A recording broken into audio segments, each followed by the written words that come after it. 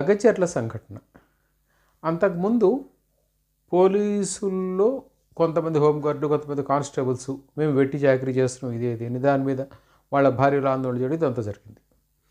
ఈ 2 సందర్భాల్లో కూడా భారత రాష్ట్ర సమితి నాయకులు చాలా గొప్పగా దాంట్లో అసలు డౌట్ లేదు. అంటే వాళ్ళు స్పందించింది అంతకుముందు వాళ్ళు చేసిన దాంతో కంపేర్ చేస్తే రైటా రాంగ్ ఇవన్నీ వేరే విషయాలు. కానీ ఖచ్చితంగా ఒక ఇష్యూ వచ్చినప్పుడు ఆ ఇష్యూ దగ్గరికి చేరగలిగారు.